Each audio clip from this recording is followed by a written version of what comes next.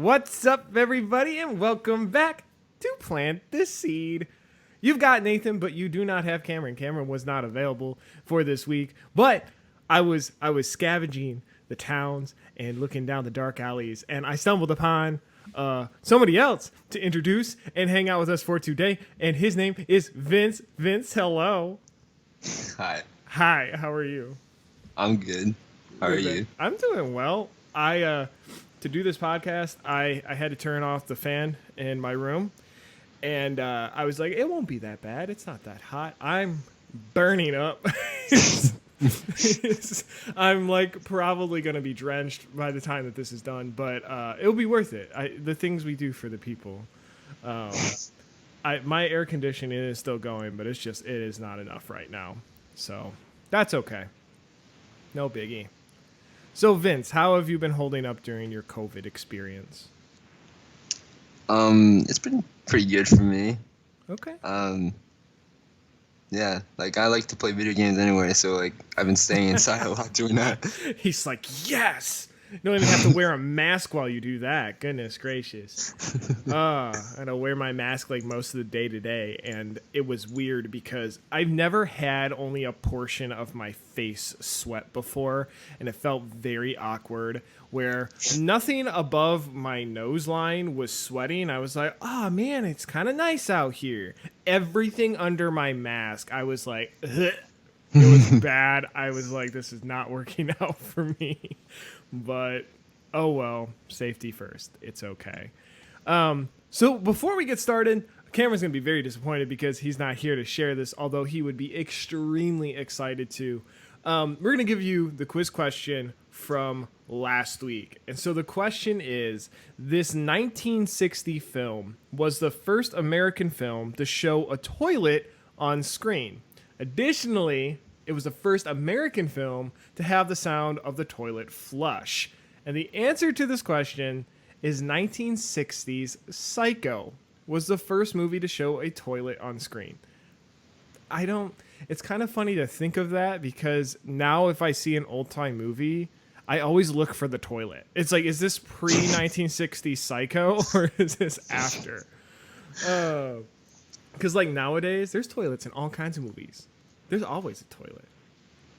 We should do that for fun. We'll watch a movie next time, and next time we watch a movie, we'll count how many toilets are on screen, and we will thank 1960s Psycho for allowing us to see a toilet on their movie screen. High definition toilets. Imagine life without a toilet on the screen. Can't imagine it. Nope. Does an outhouse count as like, because were those on screen back in the olden days? I feel like those were pre-1960s. Did they not consider those a toilet? Outhouses are the like outdoor bathrooms, right? The ones in like old, yeah. Okay. Yeah, those aren't a lot of movies. I gotta imagine that was in like some pre-1960s John Wayne film where they had an outhouse. I'm gonna look this up. I feel like I'm being bamboozled.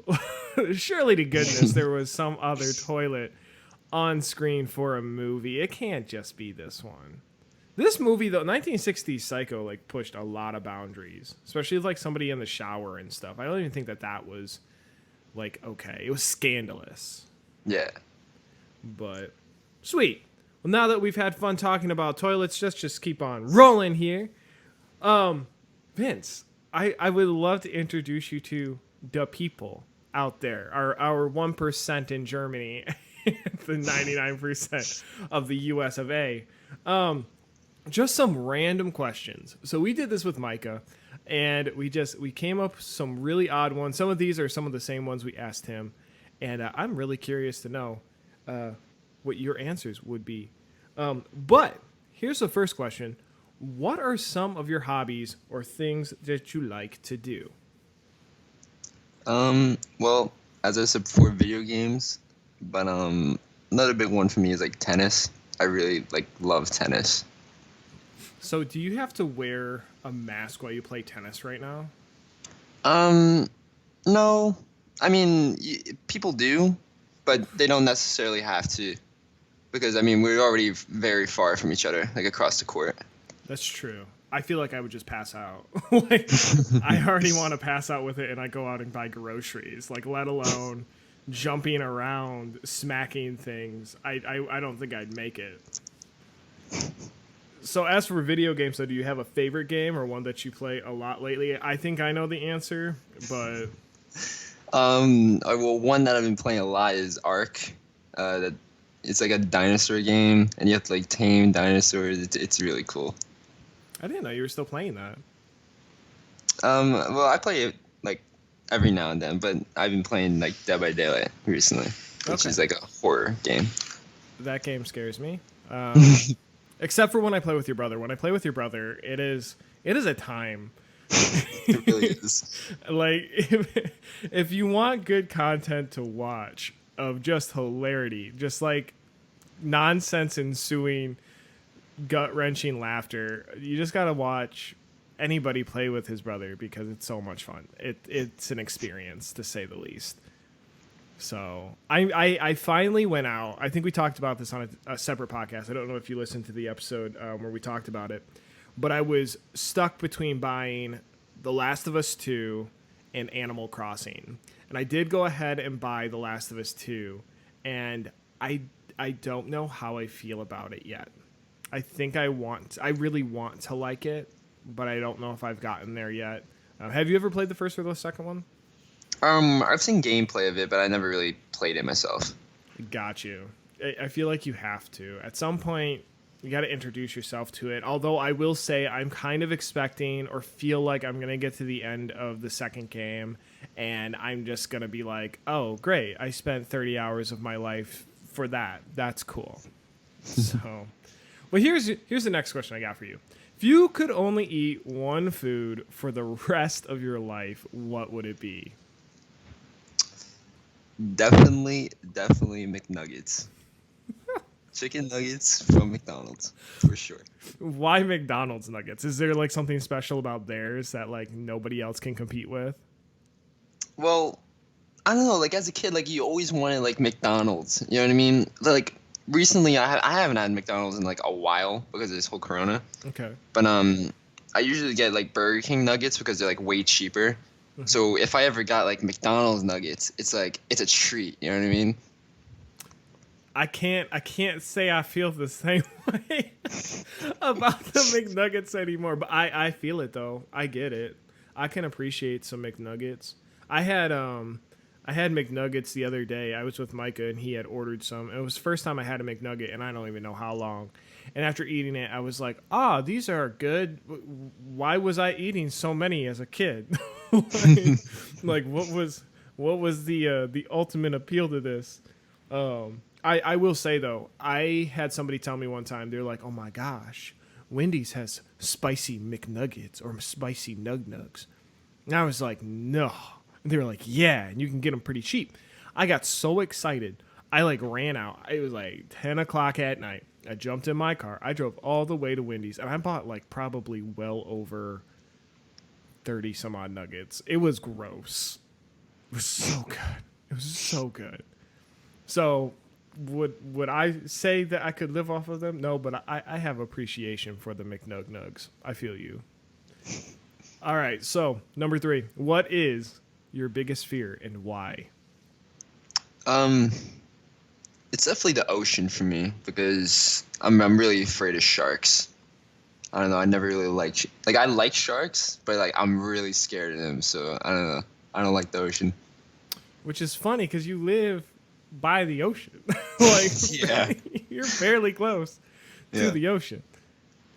Like next thing you know, you're gonna go in the water and they're gonna nibble on your toes. They're gonna think that you're the McNugget. Oh boy. Is that why we haven't played then like a game that's based on the ocean? Does it just give you like some kind of awful nightmares? I mean, we did play Ark like slightly, and every time I would even slightly go near the ocean, I would get terrified. What's that one game where the game is literally all on the ocean? Stranded Deep? Yeah, there you go. Yeah. We'll get you oh on my that god, one. that game, I used to play that. I really enjoy that game, but it scares me so much. I'm terrified of like dolls, and so I went up to the antique store recently, and they were rough. There was this one chest, and it looked like a really cool looking chest. We walk over to it. I'm like, "What's inside the chest? You know, it's got to be like some buried treasure or something." I opened this bad boy up, and it had doll parts, not full size dolls, parts. You're talking heads without eyes, little leg.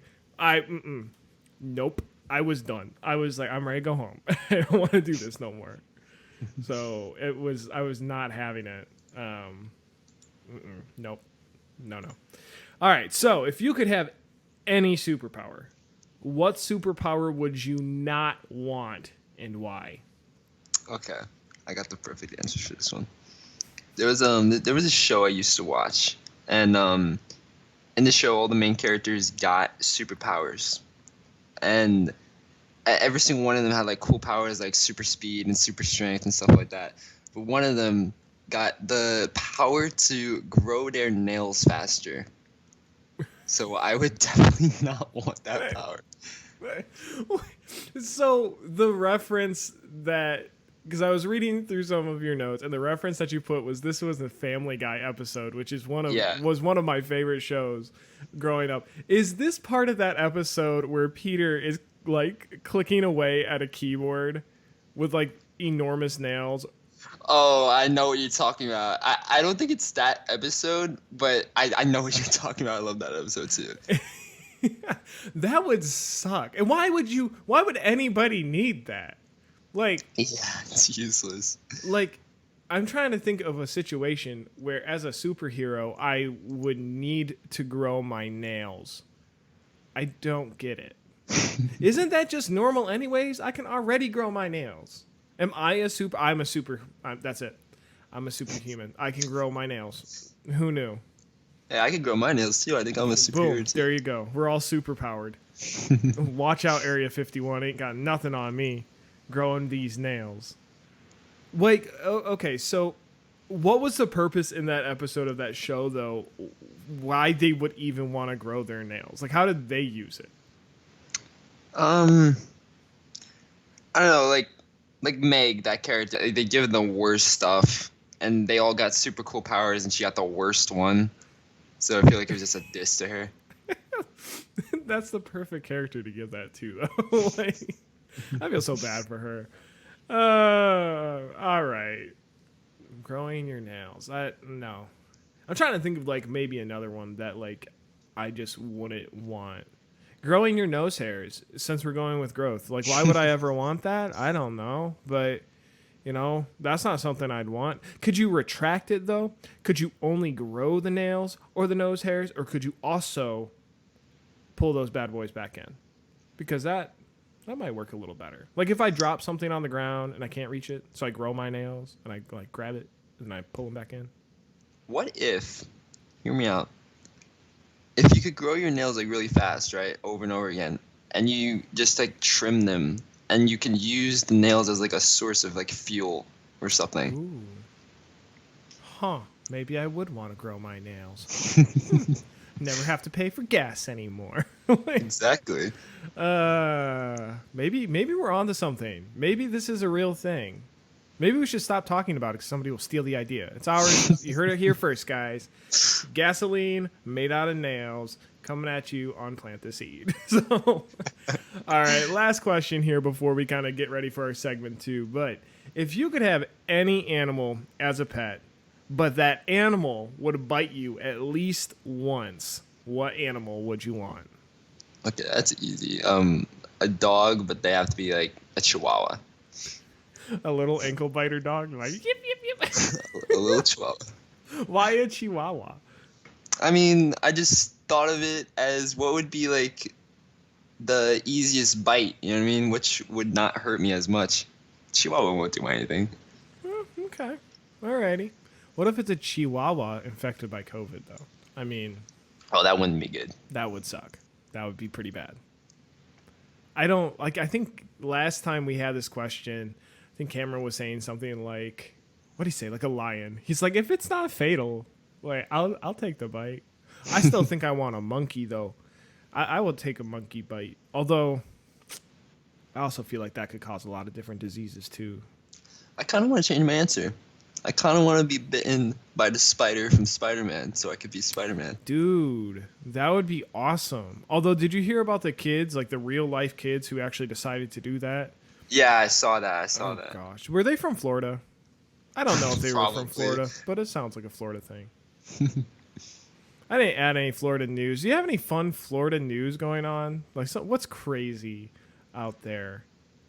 I haven't seen the Florida news in a really long time. I can't even tell you. I gotta go back and look up some new Florida news stuff because you get tired of seeing so much COVID. Sometimes you just want to see an alligator walking on its hind legs, or crabs in somebody's backyard, or kids trying to get spidey senses. You know, what is it? The new movie says the Peter Tingle, which absolute best line ever.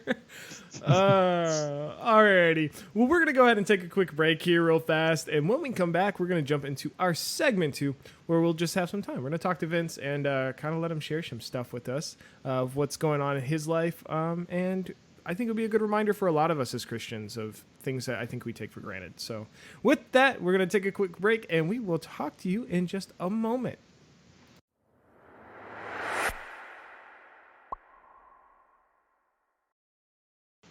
Hello and welcome back to Plant the Seed. We're going to go ahead and give you just a quick summary here. We're going to do something a little different. And just, I don't know, have a cool talk, have a cool chat. And you guys get to sit there and be part of it. And you can use the comments, you can chat with us, we can chat together. All right, so here's just a quick summary of what we're going to be talking about today. So as Christians, sometimes we take for granted our salvation. I feel like especially if we've been saved for a while. In some cases, I think some of us have forgotten what we once were and then take for granted how far God has actually taken us.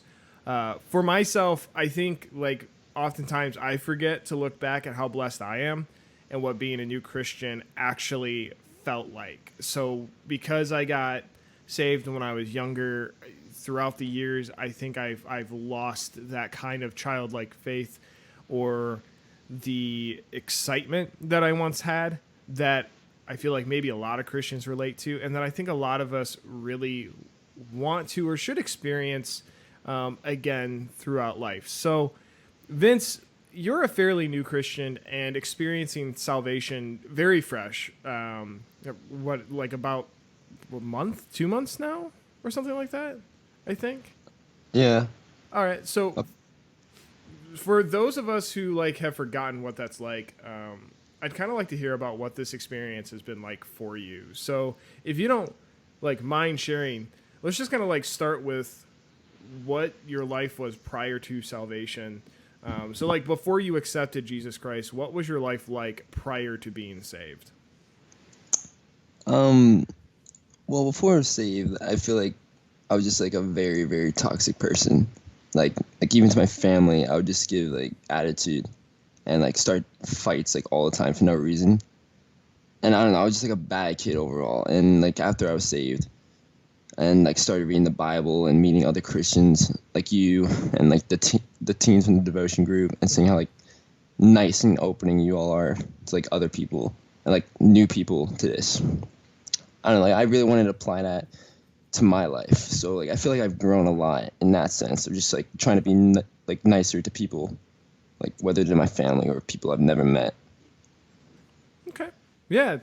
I feel like a lot of us take that for granted. And, I think a lot of times, even in my own life, it's kind of hard. Or I got into a point in life where I think I took for granted of where God had taken me to a point where I think I just started becoming toxic myself, even though I was a Christian, because I forgot like where I came from and was only looking at like where I felt like I was now. So it's kind of cool to hear that like this you've got an opportunity to be able to hear the gospel from other people and experience that with other people to grow as well, because I think that's so important and something again that I think a lot of us as Christians tend to start a good habit for a little while and then like fall off after a while. So what was the moment for you where you truly believed Jesus died for you and made you made that choice to accept Jesus' gift of salvation? Um, well, it was just like laying in bed one day or one night, and I don't really know. Like, I was pretty new to all this.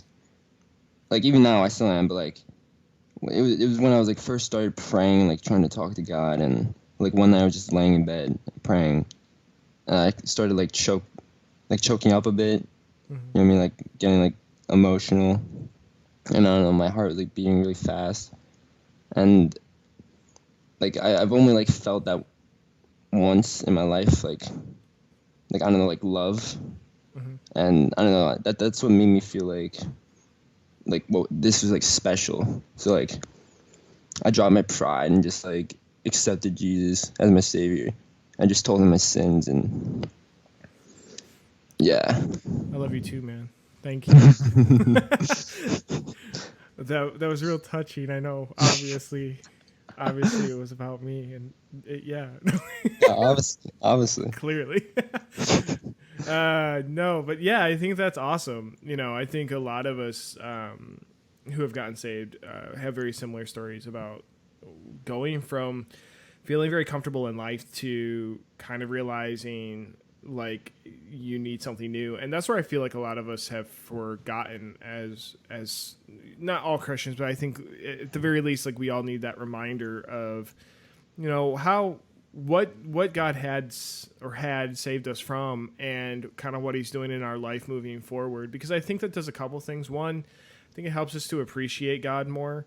I think it helps us to appreciate that sacrifice that Jesus made for us more.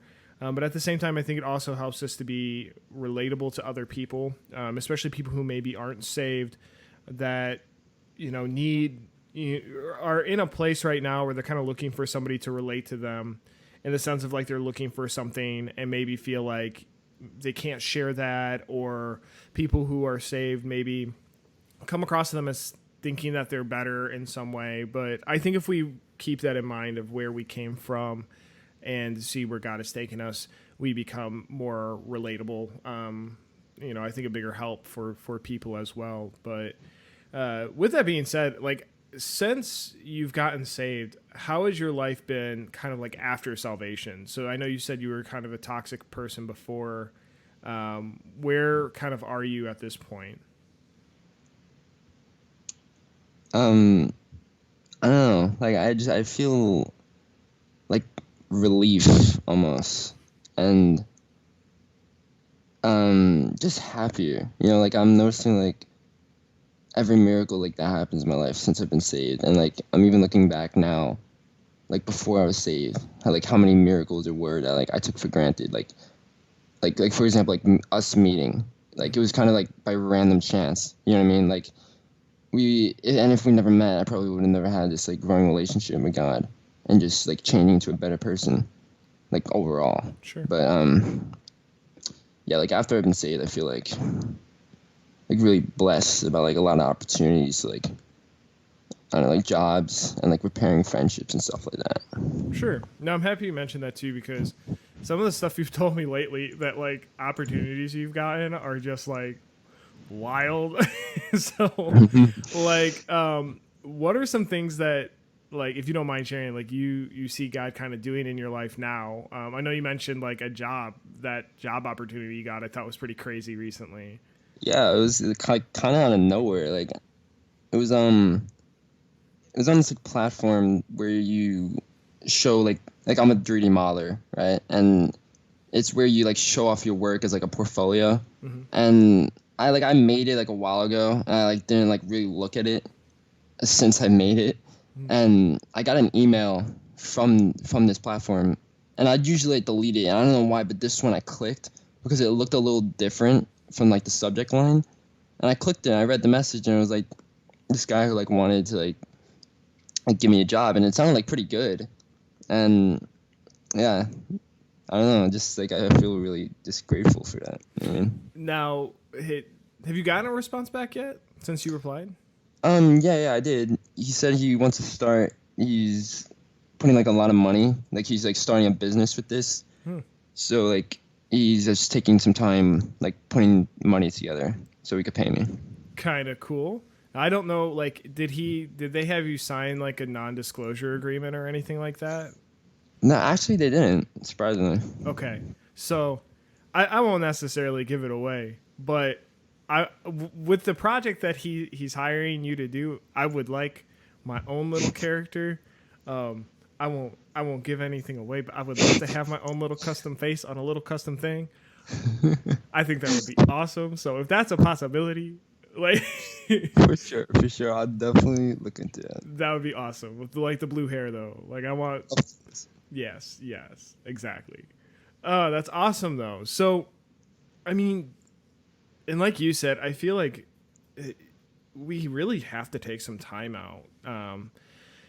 For myself, after I got saved a while back, I was like that where I was looking at all those blessings and all the miracles that were happening, whether that was like at that time or looking back at my past and seeing where God had worked. And I feel like at some point, like in myself, I got into a point where I was just like looking at that as routine, and then just eventually I think just stopped really paying too much attention to it and was just going with the motions.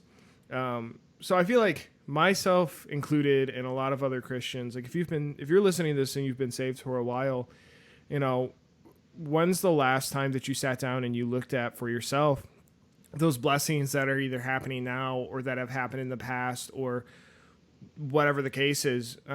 Because I think that that's something that's a great reminder to us. I think that that's where like we start to see God's love and how he's working in our lives that in some cases we just take as our day-to-day life and don't pay attention to.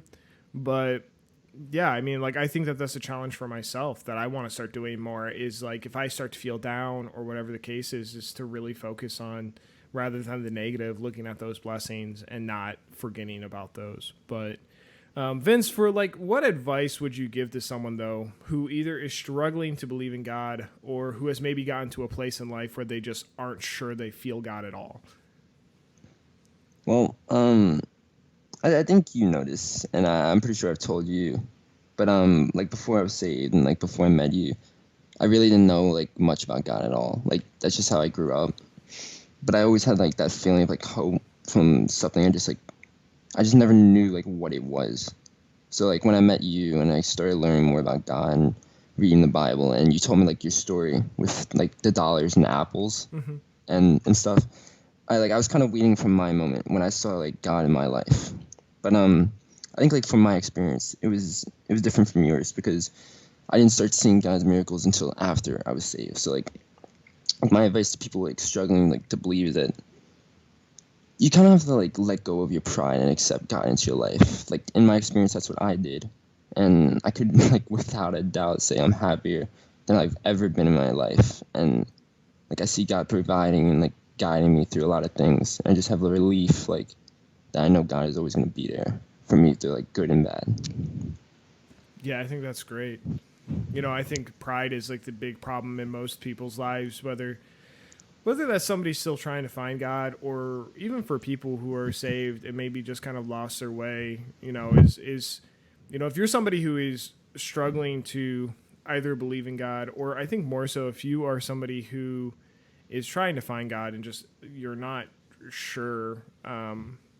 I think like you said, Vince, is take a look at yourself and make sure that there isn't any kind of like pride there, and take care of that first. Because I think if you go into a relationship with God with this mindset of like a prideful mindset of you're going to be able to handle it on your own, or you're going to be able to take care of it on your own, or it's all about what your ability is or what your power is, I think that in those moments you're going to have a very difficult time in building a relationship with God, because I think maybe we just assume for ourselves that we already have the answer and we don't need somebody to tell us.